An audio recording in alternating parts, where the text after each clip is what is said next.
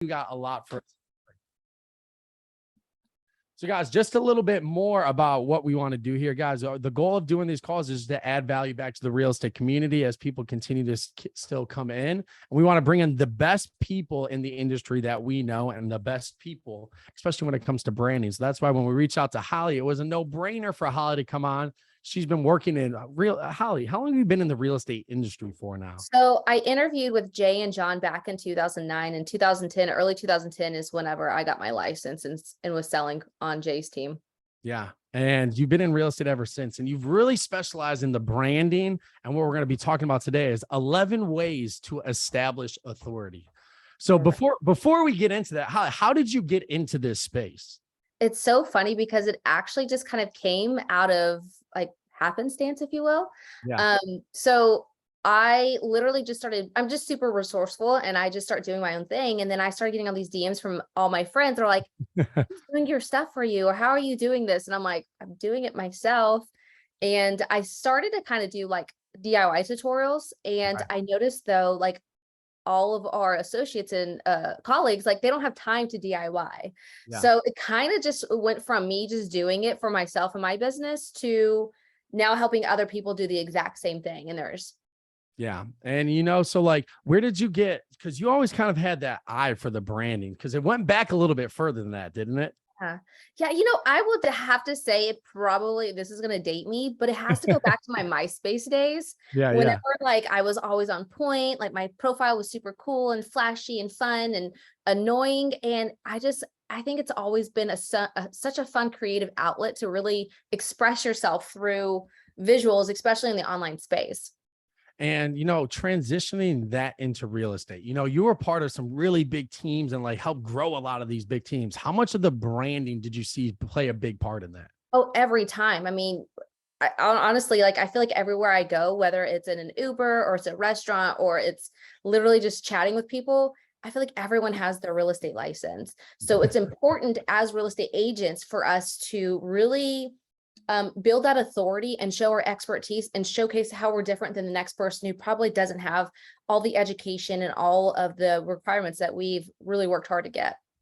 And as far as, especially coming into this new market where, I would say this in the last, 5, 6, 7 years, you just had to have a license to sell some real estate. Now it's getting a little bit more competitive. So how much of the branding do you start seeing playing into being able to differentiate yourself before you even walk in the door? I think COVID was a classic example of how important branding is because, so many states, you guys had the stay-at-home order where you couldn't even go show a home. So you have to go and be creative and do video tours and do things like that. So your brand is more than just a logo and a color scheme. Your brand is the way you talk, the way you walk, the way you dress, everything. So once you guys start putting yourself out there through these video tours, whether you knew it or not, you were establishing a brand. If you were rolling up there in, athletic fun wear, that's your brand. If you're rolling up there in a suit and tie, that's your brand. You might not realize it, but everything you do is going to be associated with your name. And really, I think COVID was a pivoting point for that and just kind of really showed people how congested the online space is. And really, too, I think right now, loyalty, and I don't want to say this in a bad way, but loyalty just isn't there as much as it was. You have people going viral one day and then the next day their audience is gone because we are so distracted with, in the world full of distractions. So personal branding is more important now than ever. And I think one of the things to a branding that we have to understand is that it's a multiplier. It doesn't replace sales. It doesn't replace in person, but it multiplies the different efforts that we do. So now that we gave people a little bit of time to hop on here, I want to start getting into 11 ways to establish authority.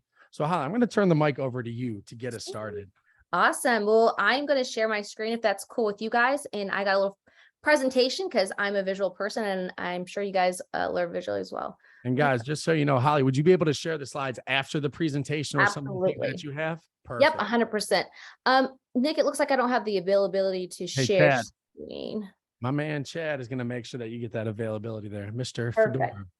I promise I'm not going to abuse this power. Oh, I was hoping that you did. Some Spider-Man stuff. With great power comes great responsibility. Okay, so view. I don't know why, but every time I'm always like, how do I make it, how do I start Uh, this? right. I always get nervous. I'm like, all right, wait, where is it again? How does it go? So creating an online presence, and you guys, this is going to be 11 ways to establish authority. So just a super quick intro about myself for those who aren't aware of who I am. I help unknown entrepreneurs overcome the lack of authority that they have in their marketplace by expanding their digital footprint. So this is done through the various methods such as podcasting, getting featured in media, social media strategies, so on and so forth. I'm very fortunate to say that I was one of the 50 2022 Success Magazine's Women of Influence. Thank you. I'm an internationally charted podcast host. I have over 100 million views on Jiffy, which literally we'll talk about that in a way here in a minute. And also I've helped over 1,000 businesses when it comes to branding and personal branding. So let's talk about how it started. I know I kind of talked about you guys, how I got into the space of branding, but I want to take it back a little bit more because a lot of people see me on stage or you guys here listening to me talk now, you guys are sitting there thinking, oh yeah, of course it's easy for you to brand yourself. You've done, you're a branding expert. But it's so funny because I actually grew up quite the opposite. This is me in first grade. And I grew up in a very small town called Rush Springs, Oklahoma. I'm sure no one's heard of it on this call because it's population 1,300.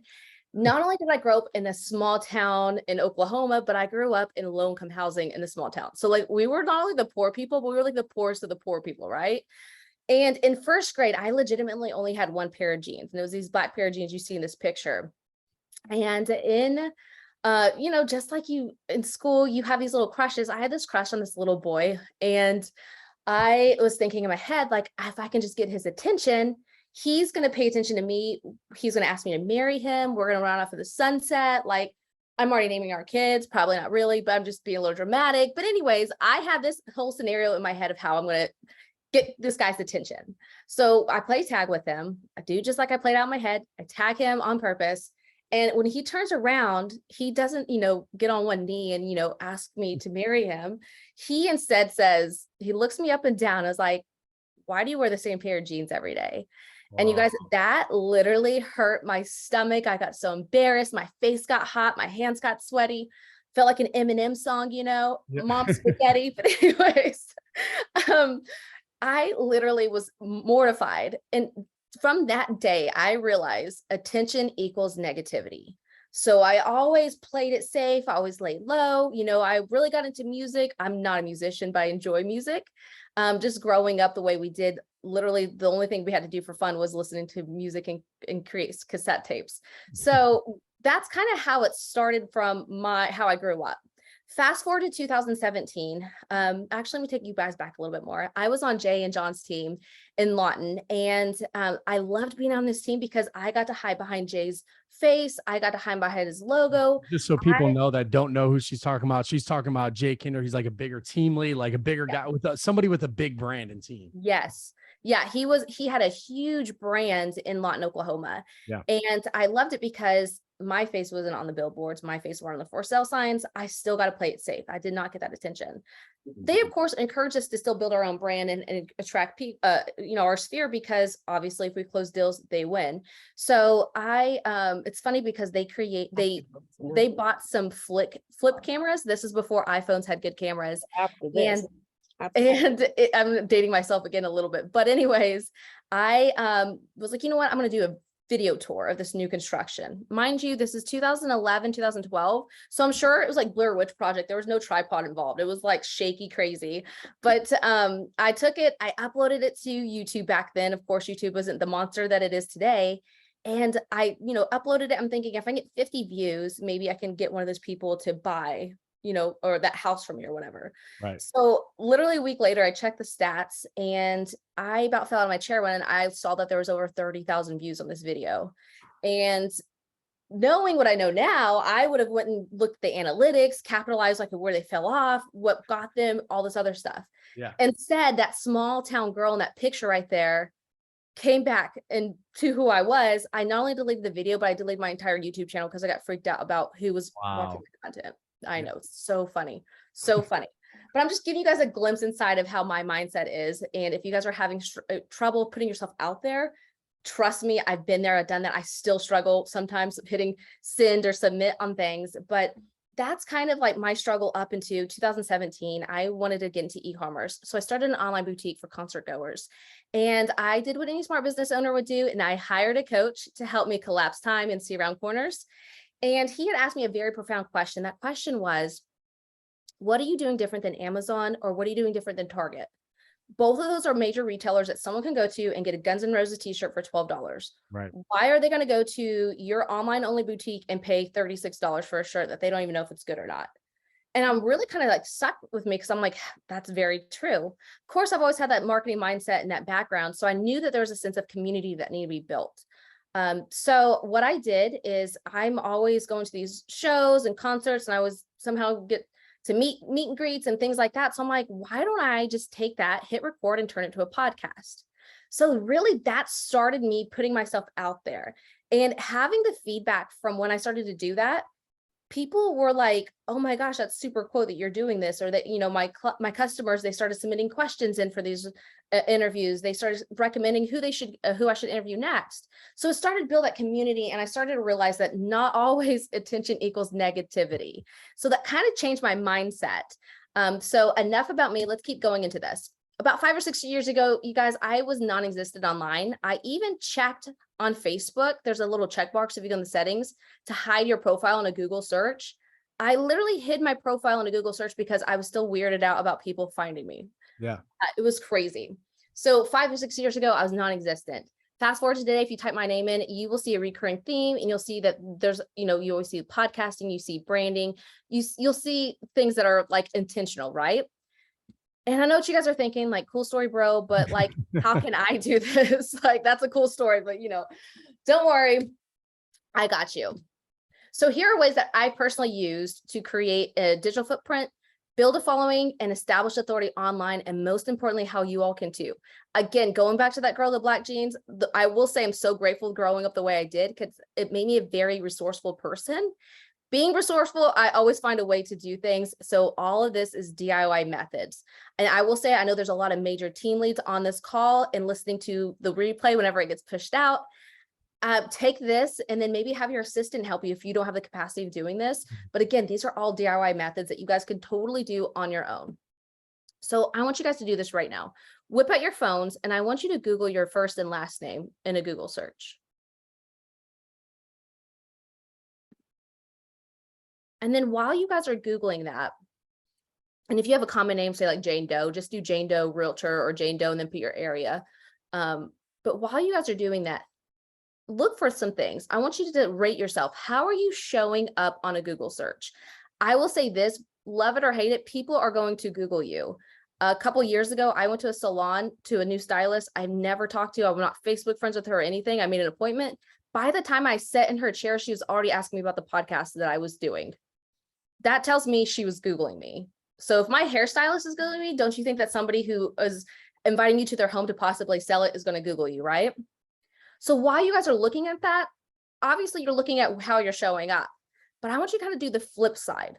Where does your presence fall short when you search yourself? Meaning, are you showing up on the news tab? Are you showing up really good on the images? Are you showing up really good on videos? Are you showing up really good on just the search itself? If you're not, I want you to kind of think in your head, okay, maybe I don't have that many videos out there myself or tagged.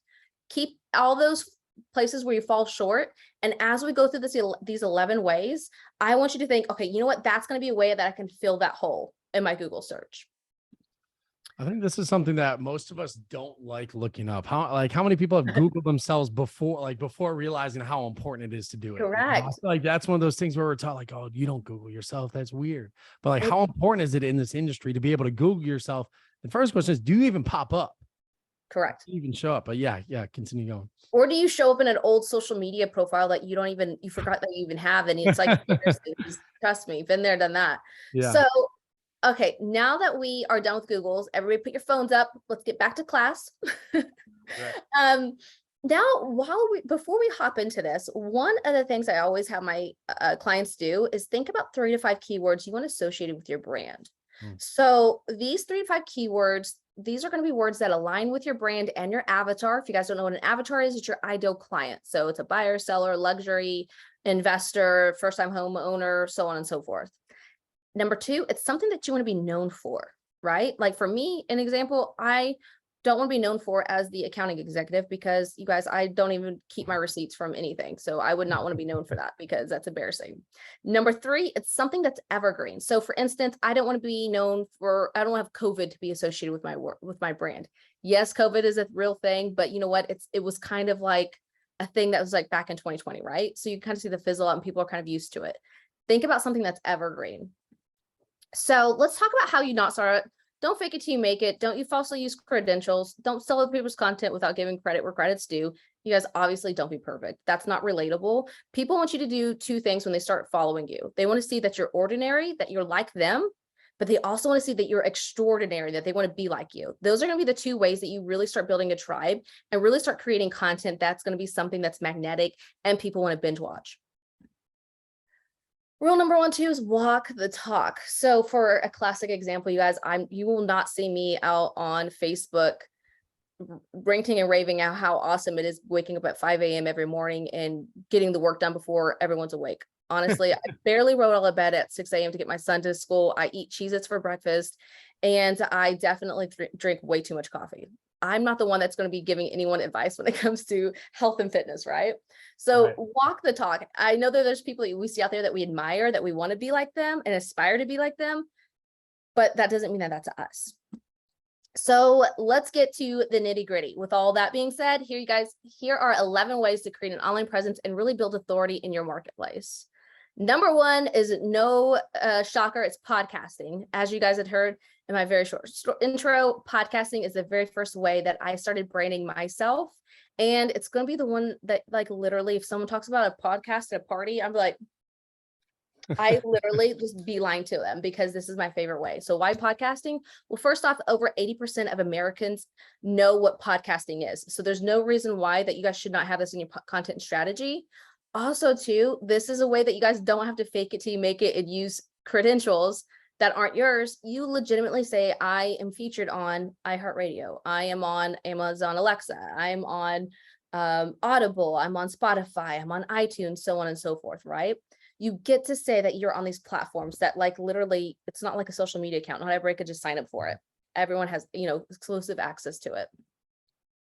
So real quick too, podcasting will get you into rooms that you guys cannot pay your way into. I've gone into so many rooms just because I position myself as a podcaster that literally people, the highest ticket level, could not get into. So keep that in mind, and we'll kind of explore that a little bit more in our next tip, or our second way, which is going to be interview influencers. So it's kind of going through, and the quickest way that you guys can gain trust and have people like you is to borrow that from somebody else that they already like and trust, right? So for instance, I have the pleasure of having so many people, and it's just a handful, but I've had Jasmine Starr on, I've had Sharon Letcher, who's the co-founder of Rich Dad Poor Dad, Ryan Stewman, Mike McCallowicz, the drummer from Sum 41, who is Frank Zumo.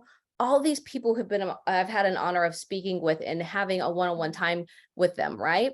I can guarantee you that all these people, maybe except for Ryan Stewman, just because I've known him for a little bit, I can say this, none of these people would have ever had a one-on-one meeting with me if I would have just said, hi, I'm Hollie. I'm a big fan. Like, cool, you and everyone else, right? It's all about the positioning. When you're a podcaster, you're a podcaster. You're not a fanboy. You're not a fangirl. I know I'm going to probably spend too much time talking about podcasting, but this is one of my favorite topics because, again, it's a way to build such amazing, incredible authority.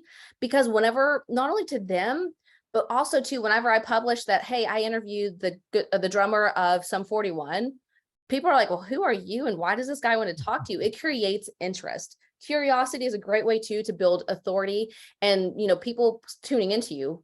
I'll be honest, like, I'll post a story on my social media.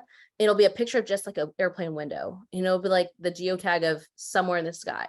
You better believe people are so nosy. They're like, what's she going? What's she doing? Create curiosity, create that engagement. When you have people on here that are influencers on your podcast, you create that, and people are always wanting to see who's the next person you're going to speak to.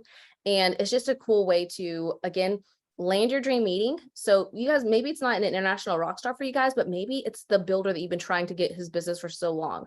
I'm going to give you guys 2 quick scenarios. Scenario number 1, I go up to a builder and I say, hi, I'm Hollie Kitchens. I would like to take you out for a cup of coffee. He's probably thinking, yeah, you and every other real estate agent, here's my sales associate. You can go talk to him on book a meeting. However, if I come to him again, another approach, or not again, but a different approach, and I say, hi, I'm Hollie Kitchens. I am an internationally chartered podcaster. I actually have a podcast showcasing Oklahoma City community. I've noticed that every one of your homes has a tornado shelter and is a green star rating of XYZ. I would love to have you on my podcast to share with the community your story and highlight the homes because they are making a difference, in Tornado Alley. I mean, obviously I'd say it a little bit more professional than that, but don't you think that builder would take that meeting with that versus the other one? That's authority. Creating it and embodying it, that's key when it comes to having a successful podcast, and especially when you guys are starting out.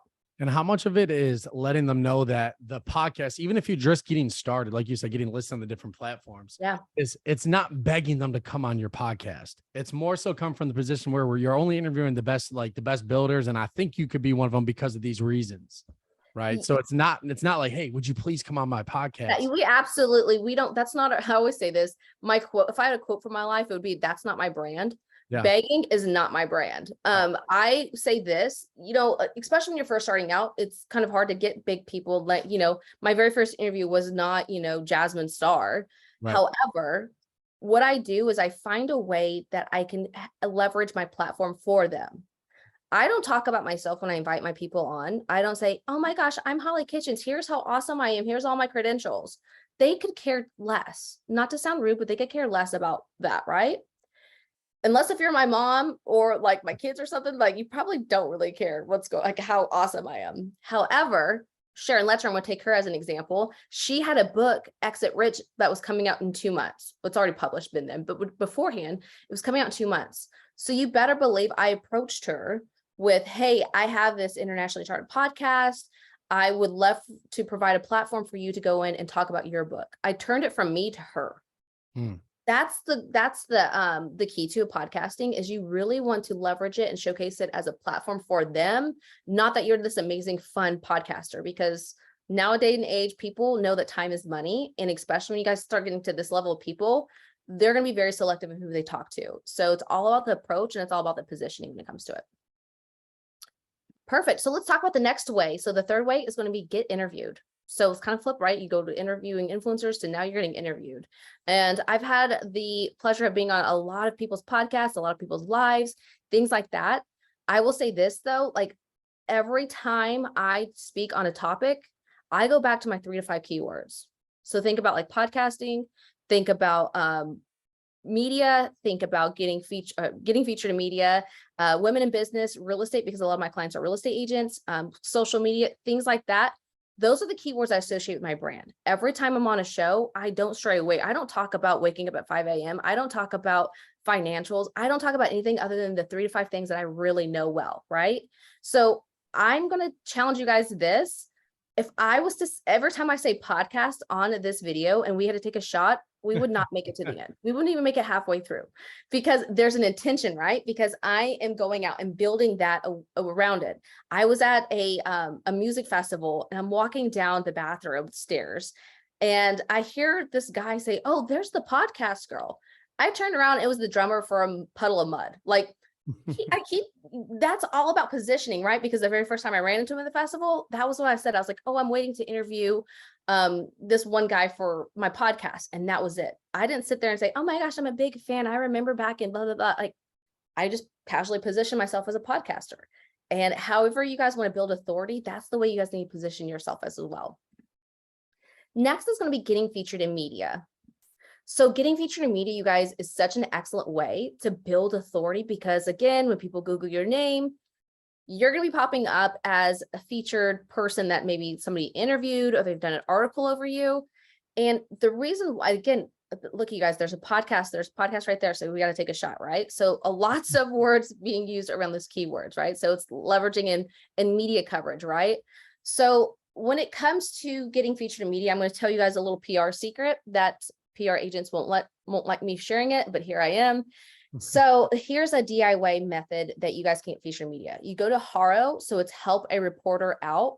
I think it's helpareporterout.com, but if you just Google Haro, Haro, it is literally a marketplace that's free where you, or at least I do the free option. I'm not sure if there's a paid option, but where you can sign up and you get an email twice a day from journalists looking to feature experts just like yourselves.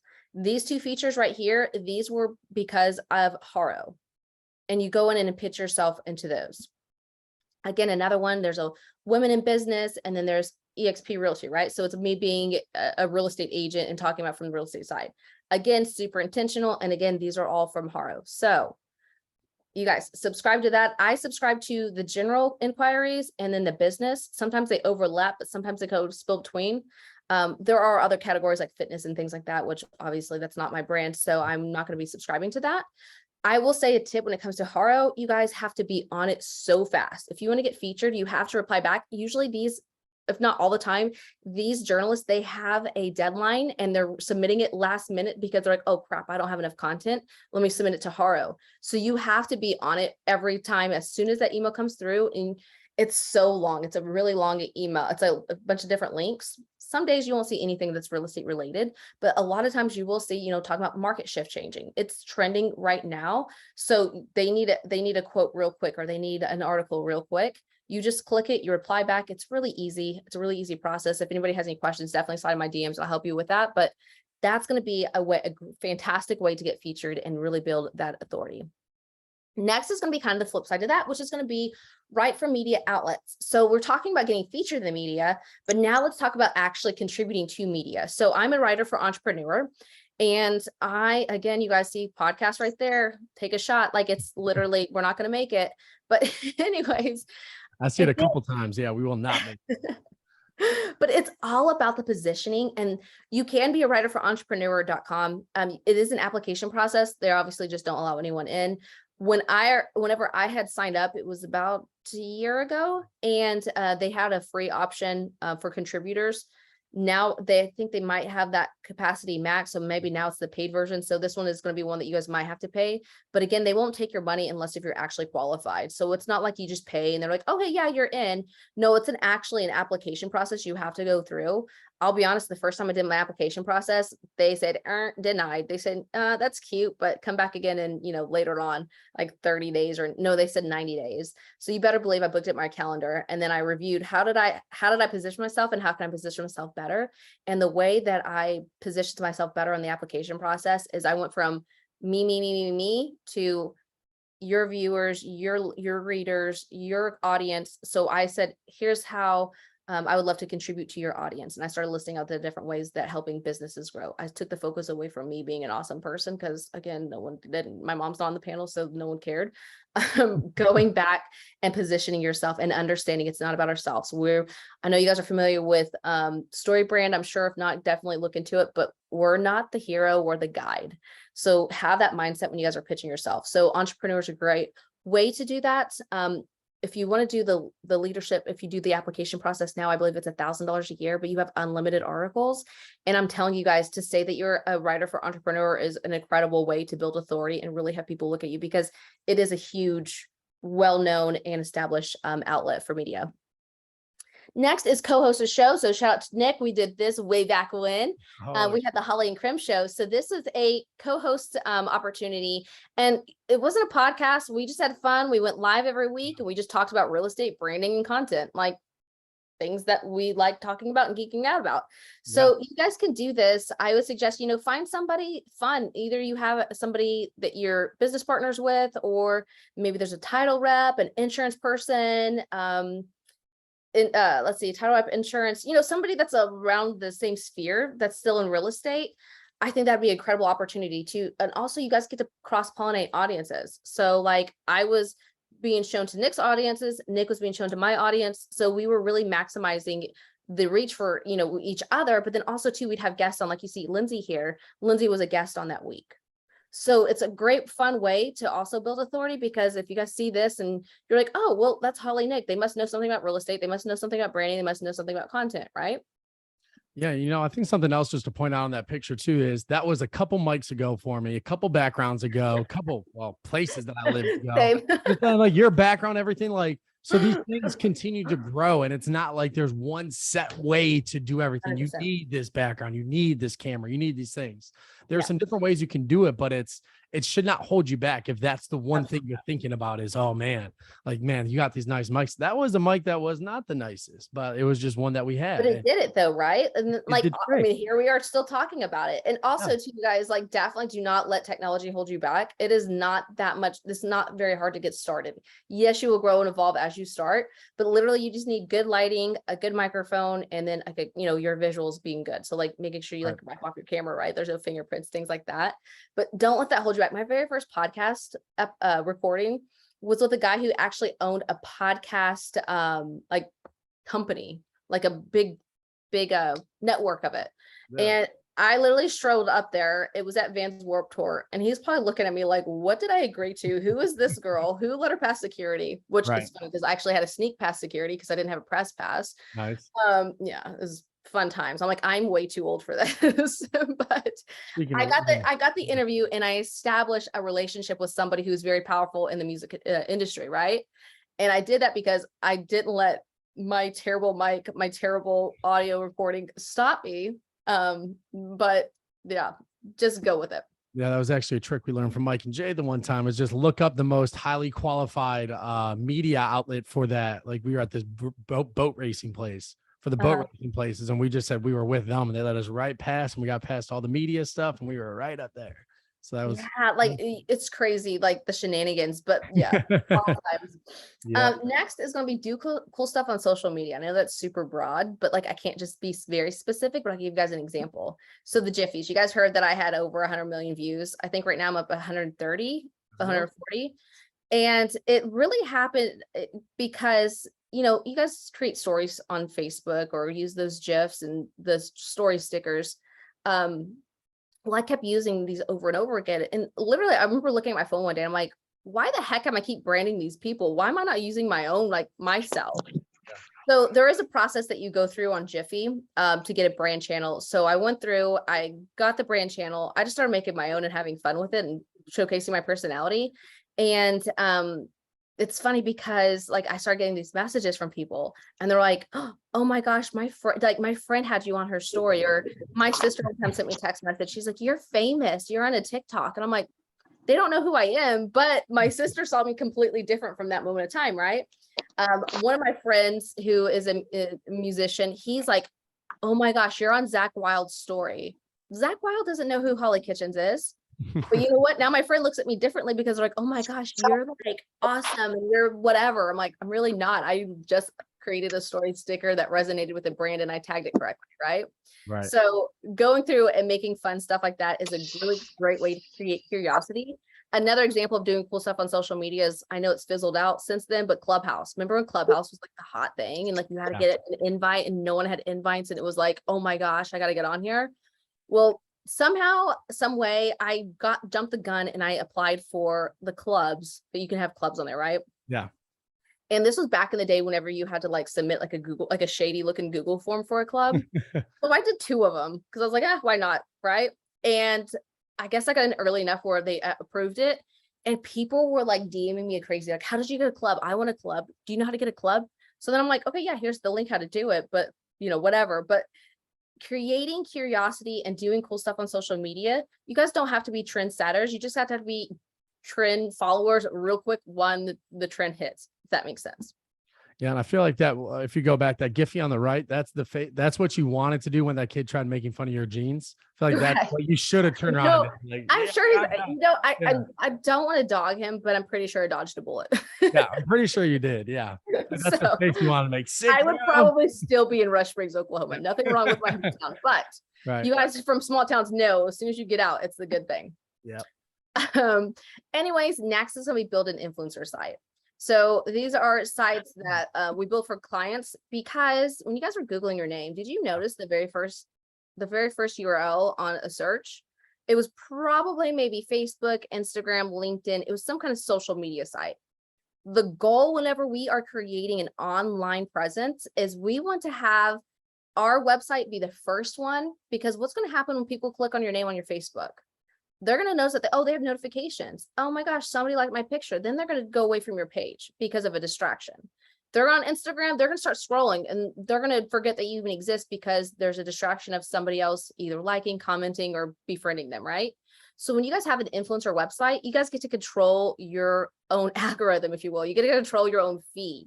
So if you go to hollykitchens.com, everything it's actually refreshed since then. This is an old screen grab, but everything is done intentionally.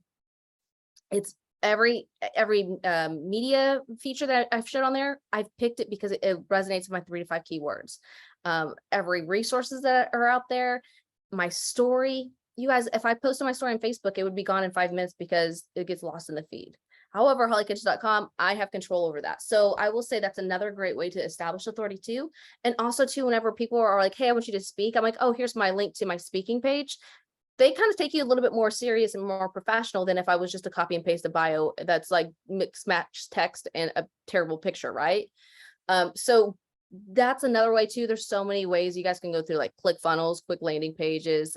There's a lot of other ways. I know, Nick, you guys do like quick landing pages as well. So there's a lot of opportunity for you guys to do that. But I will say, if you guys don't have your first and last name.com bot, go and do that ASAP before your competitor does, because next is publish content around your expertise. So you guys, everyone on this call specializes in something, whether you know it or not. Maybe it's you're killing it on TikTok. No, that's not super real estate related, but people are interested in how to get on TikTok and how to keep in that flow, right? Maybe you are a really good networker. Maybe there's just something you do about connecting and networking with people. That could be something that you leverage on. Go Bethke, if you think about her, she is social media queen, right? You think of her and you see her name, you always think social media. She has a boot camp specifically about social media. That's her expertise. So think through, what am I doing that's like different than everyone else? Maybe you literally are like, I'm so good at handwritten notes. That's something that we're getting away from in the digital age, right? Maybe you're really good at cold calling. I mean, to me, honestly, that was the worst part of real estate, was getting on the phone and calling people. Like, oh, the introvert of me was like, let it be over with. Whatever you guys are doing, you guys publish content around that. So for me, creating social media content ideas, social media audit, it's 9 ways to establish authority, which we've added 2 since then, right? Podcast launch. Again, you guys got to take a shot. Going through and creating content. And I will say this, all of these resources have stemmed from a Zoom training that I have done previously. I got it transcribed. I had it made pretty. I had it made it look like it was like a little downloadable report. I didn't have to do extra work. I just repurposed my content when I created these. Next is going to be creating courses. So I've got how to start your own podcast, right? If I have a course on how to create a podcast, don't you think I know a little bit something about podcasting? Yeah. Creating courses around that. And one way that you guys can do that, if you guys don't have a platform, I know there's a lot of LMSs out there. So you guys, Kajabi is a kind of a high level one. But if you're looking to just create a course for authority and you just want to put it out there, Udemy is a good one. It's udemy.com. You're not going to get rich off of it. You can put your own pricing on it, but usually they have like flash sales and they'll put your stuff out there for like $9 or I don't know, something like that. That's fine, because the goal is we're not trying to get rich quick. We're trying to establish authority and let people know that we know our stuff, right? Right. Next is this last one is actually going to be one that probably does not happen overnight for you guys, and that's going to be speaking on stages. Everything that we talked about up to this point got me to the point where I was now invited to be on these big stages. And I will say this though, you don't have to start on huge stages. Think local. Your local board, they're always looking for somebody to come in and speak to people. Connect with them. Looking at the associations, the different types of groups and stuff that are out there. If you have a friend that's doing events, like, let them know. But here's the deal. If you guys want to be featured on stage, you guys got to show up like a speaker. So anytime you guys are, even if I'm just going to like go on a live, capture that, create it, make it look professional, make people know that you are a speaker, maybe add speaker in your bio. So speaking on stages is a great way too to build authority and also get in front of audiences that didn't know you. Obviously, whenever you are speaking at an event, what do? They put that online. People search your name, they're going to see that you're on these stages. So I was at Do the Most early this year in Dallas. Just got off the stage at Traffic and Conversion Summit, speaking there, which that was definitely a dream stage of mine. Last year I spoke at Jana's event. I'm speaking actually again in November, which is next month. I can't believe the year's already almost over. But like last year, I got a chance to connect and speak with people like Elena Cardone, things like that. So connecting with those people, collapsing time and borrowing trust because you are on those stages. I'm super excited. Next week, you guys, I'm going to be at EXPCon for anyone who's going to be there.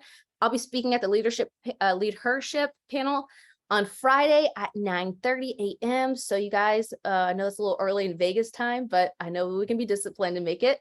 But yeah, getting on those stages and speaking on those 3 to 5 topics is a great way to, again, establish authority, create curiosity, and be super intentional when you guys are building your online presence. So I'll close out with some of these tips. You guys, number 1, make sure all your social media profiles are consistent. And what does that mean? Really, essentially, your handles and your bios. Whenever you guys have That's a party, big one right there. it really is. So when you guys have a party, so let's say I'm having a Halloween party tomorrow, and I'm inviting everyone on this call. How many addresses am I going to send out to you guys? What? I'm not going to say, okay, well, here's this location, and then here's this location, and then there's also this location. So when you guys start building this authority, you guys are going to be starting be guests on podcasts, or be a podcaster, getting featured in media, speaking on stages. There's going to be a point in time whenever you tell people, here's how you connect with me. And it looks really not professional when it's like at holly.kitchens on Instagram. But then if you go on Facebook, it's Holly Kitchens 2013. I think on LinkedIn, it's like Hot Mama 2020. I don't know. I'm making something that's like kind of embarrassing for somebody. No, it's literally one handle. It's at Holly Kitchens. And I know a lot of people, they have their first and last names already taken. Again, go back to the 3 to 5 keywords. Holly Kitchens. I can't even say my own name, you guys. Holly Kitchens Luxury, right? Holly Kitchens OKC, the Holly Kitchens. Get crafty with it. I will say try to stay away from underscores and dashes, or underscores, dashes, and dots, because a lot of time those characters aren't searchable in social media, so they won't pick up as quickly. So try to keep it all words together. Try to keep it short. Try to keep it something that people could spell easily. But yeah, that's your guys' homework assignment. If you can get anything out of this, make sure you guys are consistent across all platforms. I literally have it in my calendar every 30 days. Every 90 days. I do a brand audit on myself because time escapes me. And, I say, oh, I have 100 million plus Jiffy views. There's a point in time when I literally said that I had 1 million Jiffy views, right? Like, I have to always update that. There was somebody, I was on a podcast, and it kind of brought awareness to me a few years ago. I was like, where did you get this bio? This is not my bio. And it was live, right? So making sure we're putting ourselves out there, because they just went creeped online and grabbed it from somewhere. Next is be authentic, be you. You guys consistently give value. Don't always just show that you're selling real estate. Show how people can win their dream home. Show people like moving tricks, organizational hacks, things like that, that people will find value in. And again, when you guys are doing this, it always comes back to who's your avatar and crafting that content to attract them around there and build that influence. Next is going to get clear why people are binge watching your content. And then you guys 10x that. Like, what are you doing? What stories get the most views? What content gets the most engagement? Take that and amplify it so many times, because again, people are going to start taking more notice of you, and people are going to want to see you, just like a crazy Netflix documentary that just came out that you cannot wait to finish, right? Or you can't, you keep going through and you get sad at the end. That's the goal. We want to be binge worthy. Next is get on as many shows, live podcasts, and stages. I know this is Clubhouse rooms because I know some people in real estate still use that, as you possibly can. You never know who you guys are going to connect with when you guys are on these, stages and calls and things like that. Again, going back to the 3 to 5 words, utilizing that to talk about what you specialize in. So let's talk real quick. I'm going to tell you about how it started. You guys know the story about that little girl in the black jeans who her and her sisters and brother were just jamming to music. Well, I remember early one year, and for those who grew up without money, you guys can relate. We had Christmas, but when we got our presents, it was like tax return time, because that's whenever my mom would have money. It was so sad, I know. But anyways, me and my sister, we saved our money up together from like Christmas and Easter and stuff. And it's a little bit after tax time. And we went to a place called Hastings, which is like a record store, things like that. So we went there, and we only had like $2 or $3. It's so funny looking back. And we were digging through a bin that was the demo bin. We couldn't even afford like a full blown album, and it was cassettes. So again, I'm dating my age there, but we pick up these different albums or these different cassettes. And she picks up this one cassette called Third Eye Blind. We did not know who they were, because this was before Third Eye Blind got big. And I'm like, you know what, let's do it. Like that, those look fun. Like I can, those look cool. We literally played that cassette tape until the ribbon broke that summer. Like it was almost embarrassing, but that's how it was. Fast forward to 2019, you guys, I found myself at the stadium in Dallas getting escorted by security and their manager to go upstairs to interview Chris Reed, who's their guitarist, on their tour and everything else. The wild thing is Chris had a similar story to mine. You know how I was like, played their cassette till it broke. He did the same thing with Prince. So we were talking about that and like how he literally was like saved up his money. They didn't have money, saved up all of his money for this album. It was a really cool experience, right? So leveraging the power of podcasting, the power of authority, you guys, I literally went from scrounging my change up to listen to this band to interviewing them, being invited to their after show because they wanted me to speak with their tech guy who was about to launch their podcast, to at the end of the night, we went to bar, grabbed pizza, and the bartender was like, she brought like the 4 members shots. And she's like, you guys were my favorite band in the 90s. I want to buy a shot for all the band. He literally stopped everyone from taking a shot and was like, no, you got to get one for Hollie. She's part of the band too. Like talk about a Cinderella story moment, right? You guys, it doesn't have to be an international rock star. It could be a dream client. It could be somebody you want to partner with in business. It could be an agent that you're trying to attract. Whoever the case may be, it's all about the presentation of yourself. It's all about the branding. It's all about the intention. There's times where I don't connect with people just because I know it's going to stray me away from my goal, my branding. It's okay to say no, but it's also okay to say yes when it comes to things that's going to get you closer to your goal.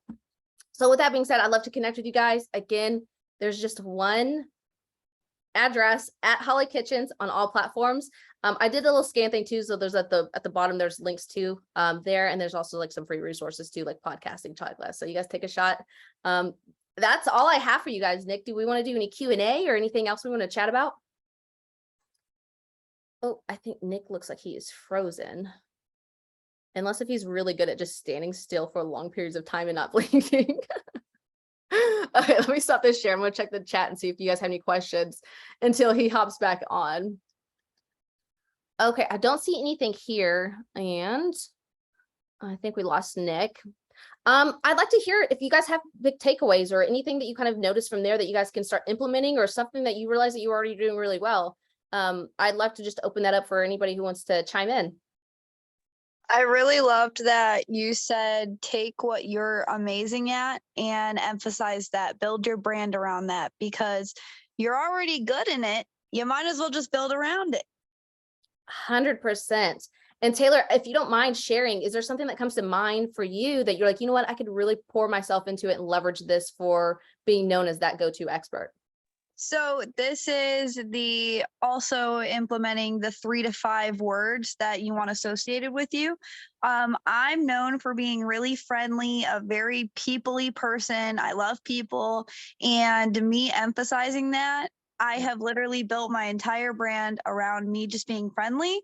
And if I was going to use 3 to 5 words, I would use world's friendliest realtor. So I can put that in every single one of my bios. I already changed every bio on every platform to say that. Girl, I'll tell you this, you're already winning because I was not the world's friendliest realtor. So I admire you for that for sure.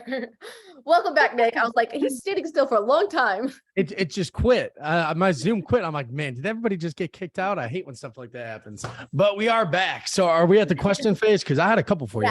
Yeah, absolutely. Well, Hollie, I think number one, like what a lot of times too, just something simple. I think a lot of people like they start to overthink these things. Those quick tips at the end. Number one, just making sure that your names are the same on each platform. I don't think people like that is huge. That is such a big tip that can help you out so much, especially when you're starting to create your TikTok now, your different platforms, your YouTube. What should my YouTube channel, what the name of your YouTube channel should be exactly what you're just talking about. You can have different playlists, videos, and different keywords, but the name on every platform should be very similar. But 100%. And also too, you guys make the picture. I would say if it's a professional one and you want people to follow you in all of them, a good tip too is to make sure your headshots are the same across all of them. Now, I will say, like, for instance, if you have a public figure Facebook page, and then a business Instagram page, those two would have the same headshot for me. And then of course I have my personal Facebook that's different, right? So I want people to know like, hey, this is my personal one.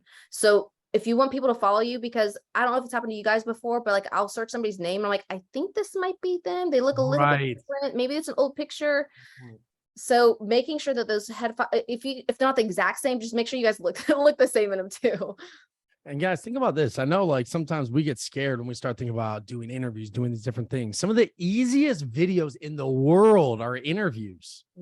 Because like, especially like if I'm interviewing Hollie, which I just did, guys, think about how easy this was for me to host. Think about how easy my job was to host Hollie today on this live. Hollie was able to go great. I asked probably like 2 questions and boom, Hollie's off to the race. She has her whole presentation ready to go. Yep. Right. Interviews are a great way to borrow authority, leverage different situations, but also I could ask 5 questions and look great. Yeah. It's one of the easiest ways for you to get started, especially when you can start transferring that to podcasts. But don't overthink some of these things when we start talking about 11 ways. Oh man, I got to do all 11 right away. No. Hollie, how long did it take you? Like you were just saying, one of the pictures you had in there was 9 ways to establish authority. Exactly. I'm build it. Always evolving for sure. And, I will say this too. One of the things that like I always get with people when it comes to podcasting, there's 2 things that always hold people back. Yeah. One is they're like, oh, I'm scared of video, and which is totally fine. I was too. That's the reason why I started podcasting, is because podcasting in its true form is an audio experience. Yeah. So I literally I would do some videos, but I would never publish them because I was, again, that little girl in black jeans was still there. Just identify what it is, but also to know if you're going to feel uncomfortable, it's probably gonna make you guys grow in a good way. Right. Yep. So taking that, but then also too, people are like, oh, I don't know what to ask. Or what if I go and I just don't know what to ask these people. I always have this is my safe way. If I go in and I don't know what exactly to ask somebody, usually I do in research, especially if they're like a high profile person.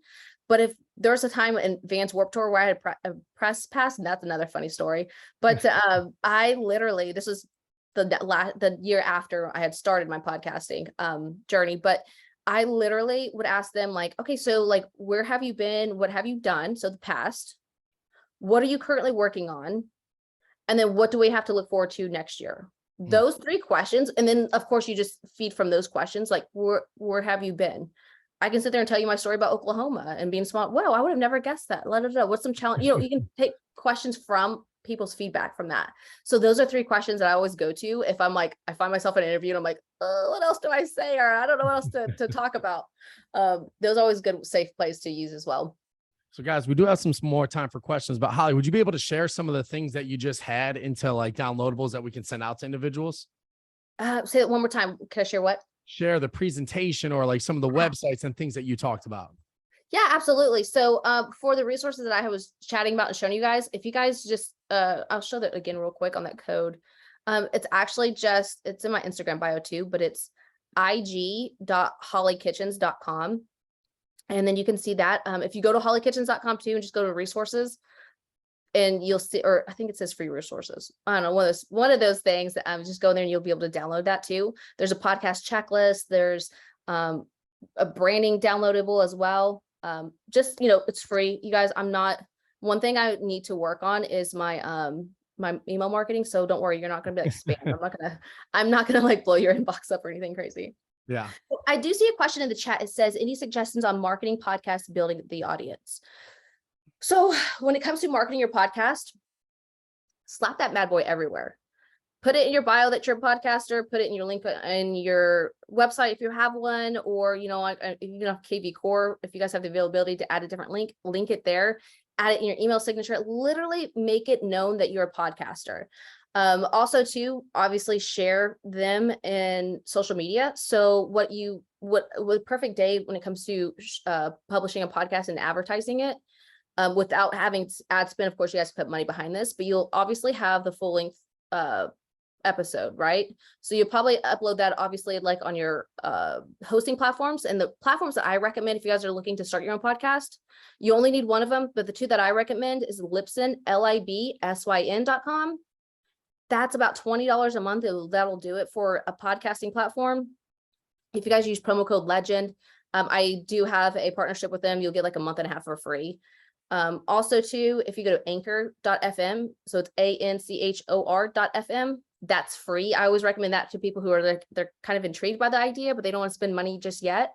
It's an app on your phone. You guys can literally upload podcast episodes, things like that. Anyway, sorry, squirrel there. But anyways, going back to the original question, you take your long form, you upload that, and you publish that. So like say you would publish it like on a Tuesday, you publish that on Tuesday, but then also too, you go through and repurpose that content, make a reel out of it, make a short out of it, make a quick little 30-second snippet on Instagram about it. I wouldn't publish those all in one day. You guys scatter that out like it's seeds everywhere. So like maybe a Tuesday you'd post it, maybe a Thursday you'd post it. I would encourage you guys to go back and look at your analytics on social media and see when your audience is most active.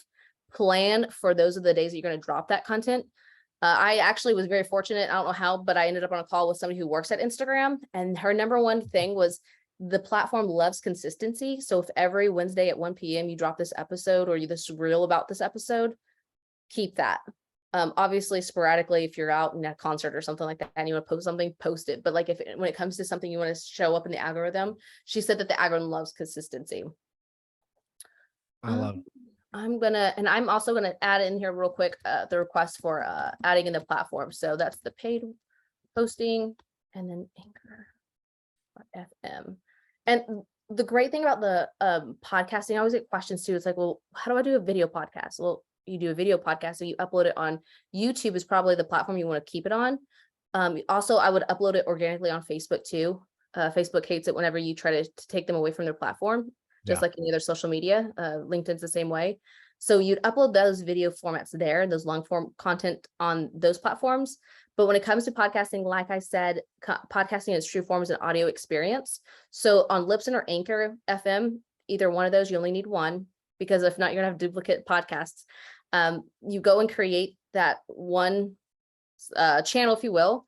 You go in and upload your audio only.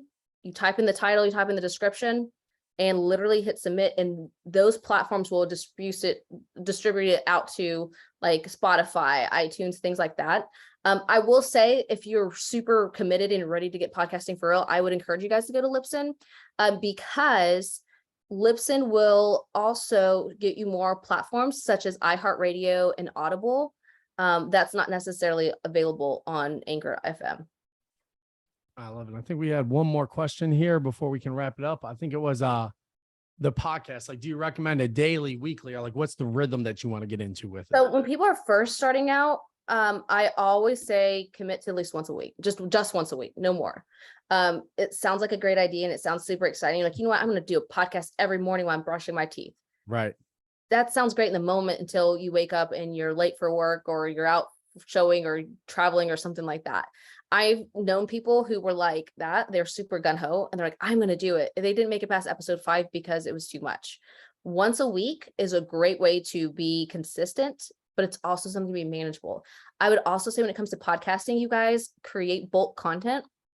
I would say maybe for me, it's Sundays that I create my content and things like that, but like create a day that or maybe once a month that you maybe just record 4 episodes solo, or you and a co-host record 4 episodes, have that pipeline of content, because the last thing you want to do is like be stressed and be thinking, oh, this is a lot of work. Keep it fun. So many people focus on how to start a podcast and not why we're starting a podcast. So keep that in your mind too. Why am I even starting this in the first place? If it's to leverage authority, that's great, but dig a little bit deeper. Why am I doing it? Am I doing it for entertainment purposes? Am I doing it for education purposes? Who's my ideal listener? And then craft your show around your ideal listener. Don't just think, oh, I'm going to be a podcaster and I'm just going to do this. Because when you do it without purpose, your passion fizzles out very quickly. Absolutely. And guys, make sure you go follow Hollie Kitchens too. And you're going to follow her at Hollie Kitchens. one address. Hollie, I want to thank you so much for coming on here, guys. And if you guys weren't able to copy all the links and get her website and everything that you need to download the presentation, be on the lookout for an email from the person who invited you. We're going to make sure that you guys get all the links and all the information that she just talked about. Guys, let's give a big thank you to Hollie Kitchens, and let's really thank her. Follow her on their different social media platforms. And guys, that was 11 ways to establish authority. Hollie Kitchens, thank you so much.